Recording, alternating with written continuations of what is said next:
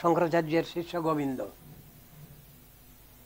সবাই জানে গোবিন্দ তো রান্না করে, গুরুদেবের রান্না করে, আর লেখাপড়াটা একটু কম জানে, আর ও আর কি।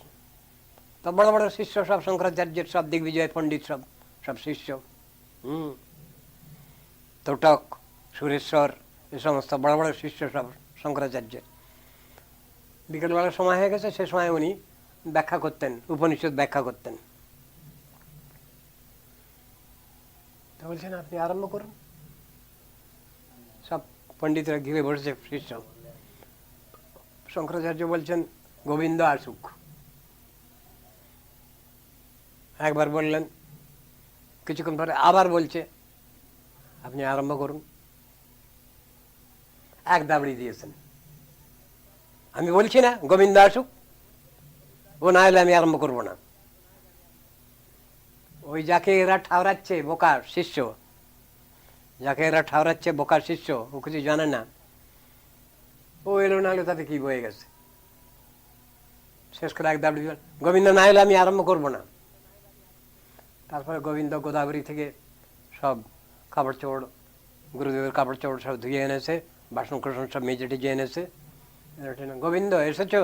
হ্যাঁ। তুমি সব ওগুলো সব রেখে ঠেকে আসো এখানে।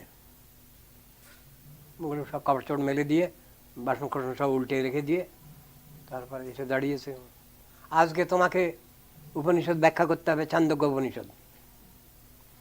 আজকে তোমাকে ছান্দোগ্য উপনিষদ ব্যাখ্যা করতে হবে।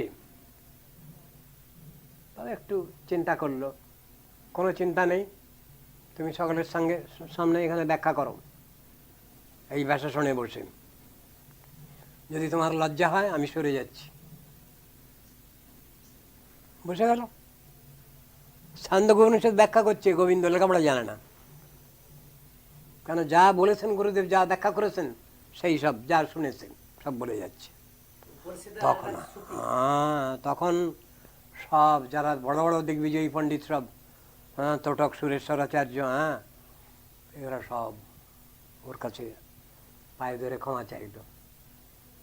আমরা জানতাম না গুরুদেব যে আপনাকে এইরকম ধর্মের করে মানুষ করেছেন, এইরকম ধর্মের করে আপনাকে এ করেছেন, শিক্ষা দিয়েছেন, জানি না। তিনি বলছেন কথাটা, গুরুর অনুগ্রহে নেই অপমান পূর্ণ প্রশান্ত। তো কথাটা তো ঠিক। যাকে আমরা মনে করি যে ও লেখাপড়া জানে না, ও হয়তো কিছু বোঝে না, কিন্তু সে হয়তো সব থেকে ভালো বুঝে বসে আছে, তার হয়তো তত্ত্বজ্ঞান ঠিক ঠিক হজম হয়েছে।